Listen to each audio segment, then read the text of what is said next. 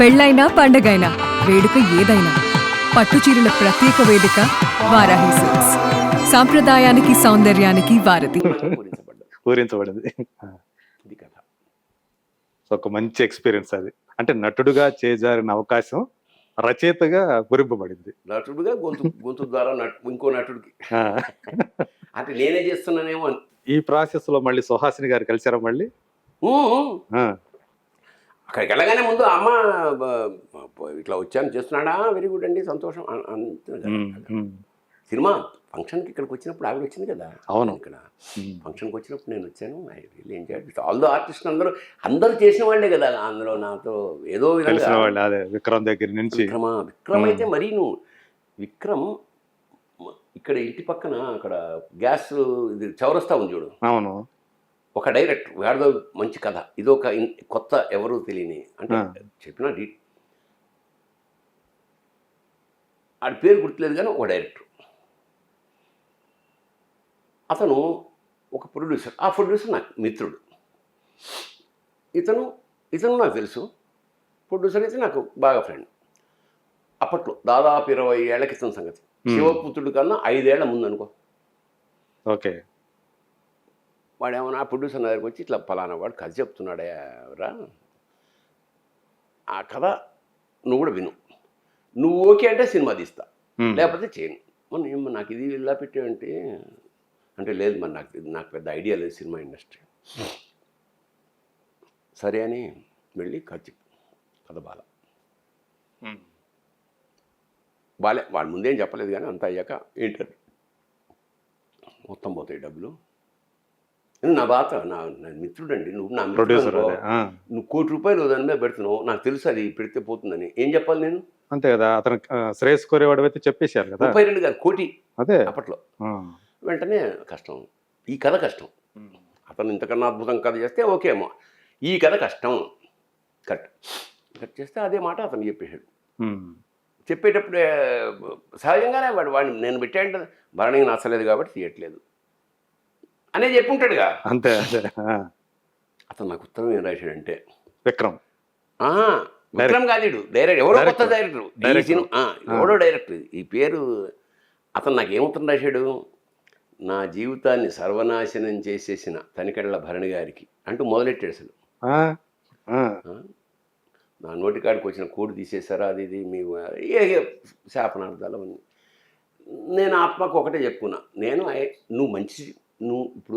నువ్వు తీస్తావు, ఆడదు, ఇద్దరికి నష్టం. ఇప్పుడు ఒకటికి లాభం, ఇంకొకరికి నీకు నష్టమే కదా. సినిమా ఆడకపోతే నిన్నెవరు పెట్టుకుంటాడు? అంటే నీ ఫ్రెండ్ రెండోది ఇతన్ని కూడా ఒక విధంగా కాపాడు, చెత్త సినిమా తీయకుండా ఇంకో మంచి సినిమా చేసుకోవాలి. సో కొన్నాళ్ళు అతను చాలా బాగా సహజంగా ఒక బాధ. నేను ఇందాకంతా పడినా అంతకన్నా 100 రెట్లు పడి ఉంటాడు డైరెక్టర్. అది అయిపోయింది.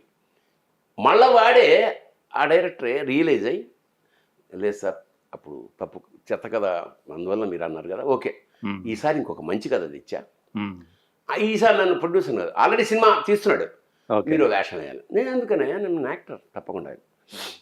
సరిగ్గా ఇక్కడే మన ఇంటికి వాకబుల్ రోడ్డు మీద గణపతి కాంప్లెక్స్కి యువతల షూటింగ్. ఏం చెప్పాడంటే, సార్ నేను కుర్రాళ్ళతో తీస్తుంటాను సార్, మీరు లంచ్ టైమా ఇక్కడే కదా, మీరు భోజనం చేసి మీరు ఆరాంసే రండి అన్నాడు. నేను వచ్చా. ఈ 4 కుర్రాళ్ళు ఒకడు ఈ మన విక్రమ్. కొంచెం విక్రమ్తో ఇంకో సినిమా చేశారు 9 నెలలు, సౌందర్య. అట్లా విక్రమ్ ఒక చిన్న స్థాయి నటుడు ఆ టైంలో. ఒక జూనియర్ ఆర్టిస్టే అనుకో, 4గురిలో ఒకడు. అందులో సౌందర్య ప్రధాన పాత్ర, ఈయన ఓ డమ్మి మొగుడు. అయిపోయింది. మీరు చెప్పిన దర్శకుడు నటుడు కూడా నటుడుగా. కొన్నాళ్ళకి ఈ సినిమా ఆడలేదు, అసలు అవ్వలేదు, వాడు చచ్చిపోయాడు, సూసైడ్ చేసి చచ్చిపోయాడు. డైరెక్టరా? బాత్రూమ్ గడిగే యాసిడ్ ఉంటుంది కదా, అది తాగేసి. ఓకే. బాధపడ్డా, ఏం చేయగలం, అయిపోయింది. ఎప్పుడు ఆ టైంలో అదే ఆ సినిమా మేము చేసిన సినిమా రిలీజ్ అవ్వలే, అదే పూర్తి కాలే, పూర్తి కాలేదే పోయాడు, అది తెలిసిపోయింది అందరికీ. ఓకే. అయ్యో అనుకున్నాం, బాధపడ్డాం, అయిపోయింది. ఒక 10 ఏళ్ల తర్వాత, ఒక 5 ఏళ్ళ 10 ఏళ్ల తర్వాత 10 ఏళ్ళ 7 ఏళ్ళు ఎంతో, శివపుత్రుడు. అది ఎక్కడ శివపుత్రుడు కాదు, శివపుత్రుడికి నేషనల్ అవార్డు వచ్చేసింది. అప్పటికి వచ్చేసింది. ఓకే. వచ్చేసి అందరూ అంటున్న టైంలో ఉమ్. నేను సాంబా సినిమా కోసం కారైకుడి వెళ్ళాం. ఏది మన జూనియర్ ఎన్టీఆర్ సాంబా. అక్కడ ఉన్న పెద్ద హోటల్ ఒకటే, అందులో మనకు రూమ్ ఇచ్చారు. కింద విక్రమ్ వేరే సినిమా కోసం వచ్చాడని తెలిసింది. మనకు పరిచయం కదా, వెంటనే ఫోన్ చేసి ఐ వాంట్ టు మీట్ అని చెప్తే జిమ్లో ఉన్నాడు. తర్వాత 1 గంట తర్వాత రమ్మన్నాడు. నేను వెళ్ళా, చాలా కావాలించుకుని, నేను very great, I have seen this film, చాలా నేను చూశాను ఈ సినిమా, తెలుగు చక్కగా బాగా మాట్లాడతాను.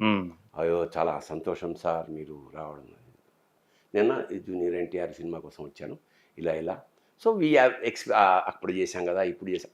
అతను మాట అన్నాడు, అవును సార్, ఒక చిన్న ఇది ఇన్ఫర్మేషన్, ఆ సినిమా చేసి 5 years దాటేసింది కదా, అది సినిమా ఆగిపోయిందని నాకు తెలిసింది, కెన్ వీ హెల్ప్, ఇప్పుడు నేనేమన్నా హెల్ప్ చేయను అతనికి, ఆ డైరెక్టర్కి. సార్ ఆ డైరెక్టరే పోయాడు సార్ అని చెప్పా. విక్రమ్ యొక్క గొప్పదనం చెప్పండి, అది గుర్తుపెట్టుకుని మనం ఏమైనా హెల్ప్, ఆర్థికంగా ఇప్పుడు బాగున్నా కదా నేనేమైనా హెల్ప్ చేస్తే ఆ డైరెక్టర్కి ఏమన్నా మళ్ళీ ఆ సినిమా బయటకు వస్తుందా, ఆ లైఫ్ ఏమన్నా అంటే అసలు లైఫే లేదు సార్, వాడు డైరెక్టర్ పోయాడంటే బాధపడ్డాడు అన్నమాట. అట్లా అదొక ఎపిసోడ్. సో అతను మంచి మనసు కాదు, ఒక ఎలాంటి మంచి మనసు తెలిసింది మీకు కూడా. అదే చాలా సాత్వికుడు, మంచి హెల్పింగ్ నేచర్. ఈ మాట అనరు కదా ఎవరైనా. అవును, అవసరం లేదు కదా యాక్చువల్గా. పైగా అయిపోయింది ఎప్పుడో, పైగా అందులో తన చిన్న వేషమే, సోలో హీరో కూడా కాదు, చిచ్చి నలుగురిలో ఒకడు, ఒక విధమైన జూనియర్ ఆర్టిస్ట్ అండి. అలాంటిది నేషనల్ అవార్డు వచ్చిన తర్వాత ఈ మాట మనం ఏమైనా హెల్ప్ చేసి ఆ సినిమాని బయటపడేస్తే డైరెక్టర్కి ఏమైనా ఉపయోగమా? అది మంచి హృదయం అది. సో మళ్ళీ ఆ చక్రం అలా తిరిగి పొన్నియిన్ సెల్వన్కి ఒక రైటర్గా వచ్చినప్పుడు అది నేను ఈ సంగతి చెప్పాను కానీ పాపం ఏదో ఇస్తా గుర్తు తెచ్చుకుని ఇట్లా కలిసినప్పుడు చెప్పానేమో, అతని కళ్ళలో నీళ్ళు తిరిగి వేదిక ముందు కూర్చున్నాడు. Okay. It's nice great experience అండి, మహానుభావుడు. అంటే ప్రతిభ ఒకటి, పేరు వచ్చేసింది, డబ్బులు వచ్చేసినా కూడా అహంకారాన్ని అండర్ ప్లే చేయడం అనేది అంటే తెలియకుండా వచ్చేస్తుంటుంది. నన్ను నేషనల్ అవార్డు వచ్చేసింది అంటే ఇంకా కొమ్ములు మొలిచేస్తుంటే ఎట్లా, అసలు అలా ఉండడం అనేది గొప్ప విషయం కదా అంటున్నాను. అవి నేర్చుకోవాలి మనం. అంటే హంబుల్నెస్ అనేది చాలా చాలా గొప్పగా అనిపించింది నాకు. కొంతమంది ప్రాక్టీస్తో వస్తుంది, కొంతమందికి జీన్స్లోనే రావచ్చు. అది ఎంత ఎదిగినా ఒదిగి ఉండటం అనే గుణం. సో తర్వాత మీరు తెలుగు సినిమాలో శివుడు అంటే ఎవరికైనా గుర్తుకొచ్చే ఒకే ఒక్క పేరు తనికెళ్ళ భరణి. అదే ఏమిటంటే, నేను ఆటగదరా శివ రాసిన తర్వాత ఆ బుక్ ప్రింట్ అయ్యాక చాలా సార్లు చాలా సందర్భాల్లో నేను అది పాడడం జరిగింది. అది పాడడం కూడా అంటే నేనేం గాయకుడిని కాదు, చాలా తమాషాగా ఒక సంఘటన, చాలా సీరియస్ సంఘటన. నేను రోజు స్నానం చేసి వెళ్ళి దేవుడి దేవుడు నమస్కారం చేసుకుంటాం, ఒక శివుడి మీద కొంచెం నీళ్లు పోసి అభిషేకం చేస్తాను, అంతవరకే. నేనే పెద్ద శివభక్తుడిని అయిపోయి సాత్సం కాదు, అట్లా ఏం లేదు.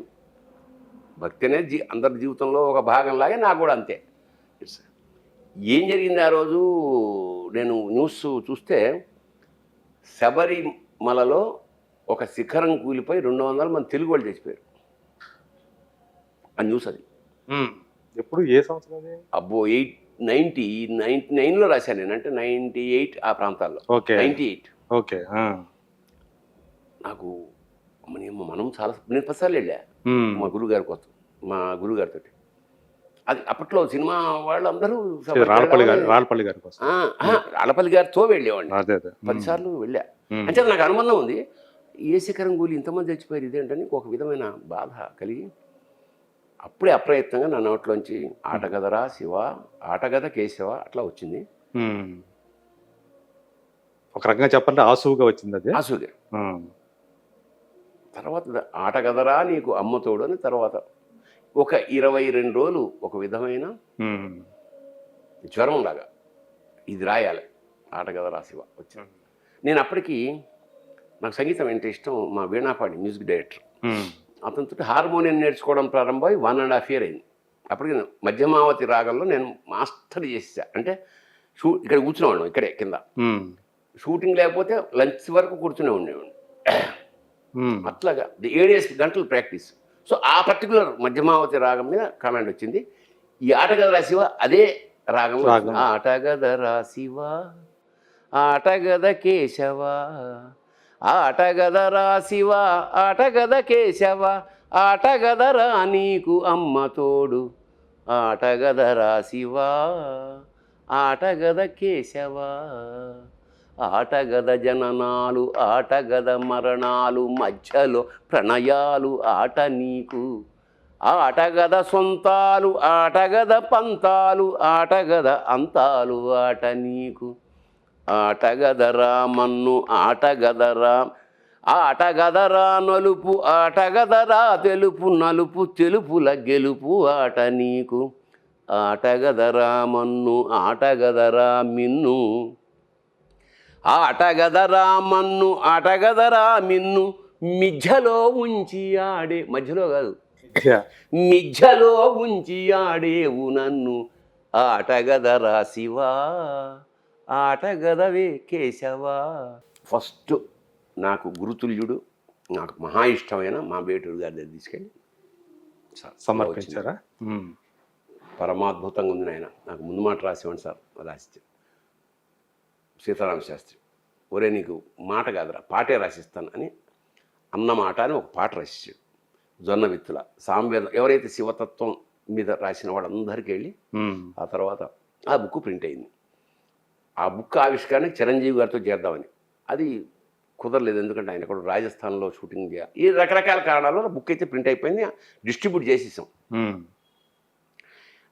ఇది నువ్వు అన్నది అన్నమాట ఇండస్ట్రీలో శివుడికి పిఆర్ఓ టైపులో తయారయ్యన్నమాట. అంటే శివుడికి ఇది బాగుంది, శివుడికి పిఆర్ఓ. చిరంజీవి గారు ఎప్పుడు కలిసినా కావలించుకుని శివోహం అంటాడు. బాలకృష్ణ గారికి ఈ పుస్తకం పంపిస్తే నెక్స్ట్ డే మార్నింగ్ 7:30 సోమవారం పొద్దున ఫోన్ చేసి ఆయన పాడడం వినిపించాడు. ఆయన పాట వినిపించాడు ఫోన్లో. మీరు రాసింది? నేను రాసింది పాట చాలా బాగుంది బాగా. అట్లా మాకు అట్లాగా కొంచెం మన సినిమా వాళ్ళ కోసం కూడా నేను ఈ కార్యక్రమాలు చేసాం.